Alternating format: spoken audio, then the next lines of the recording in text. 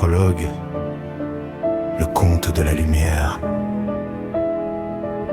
On raconte qu'il existe parfois des histoires si extraordinaires qu'elles ressemblent à des contes, et pourtant,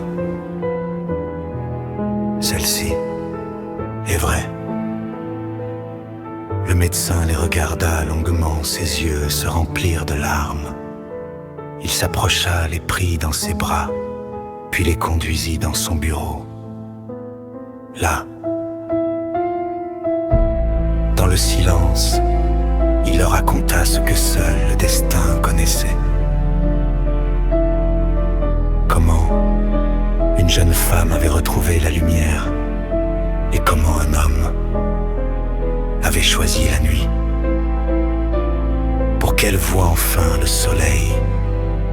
Puis, il posa doucement sa main sur son épaule et dit simplement: c'est lui, celui qui t'a offert la lumière.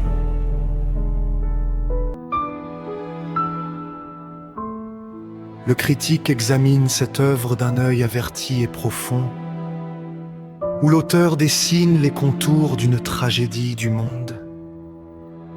Il y voit une plume qui frôle les limites de l'antique destin, soutenant un drame où le sacrifice absolu devient divin.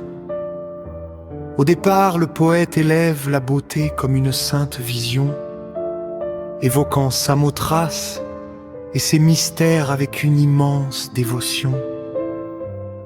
La révélation de la cécité change ce calme idyllique en un profond voyage, un drame humain et métaphysique. L'auteur note que le héros, guidé par un amour désintéressé, choisit d'offrir ses propres yeux pour que le jour puisse commencer.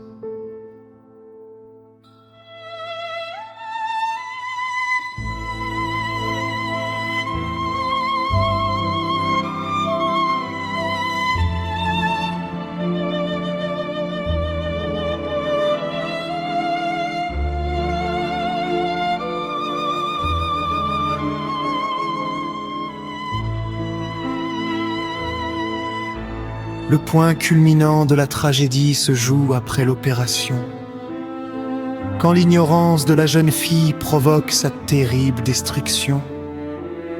Sa langue acérée se déchaîne, injuste et pleine de colère, croyant avoir été trompée par un aveugle sans lumière. Le critique souligne ici la puissance de cette ironie tragique, où elle insulte l'homme même qui rend son destin magnifique. Cependant, le dénouement apporte enfin la sainte purification, par l'intervention du médecin qui change toute l'action. L'insolence se transforme alors en de profonds et longs sanglots, et l'amour du héros triomphe enfin de tous les anciens maux. Cette œuvre reste un hymne pur au pardon et à la rédemption.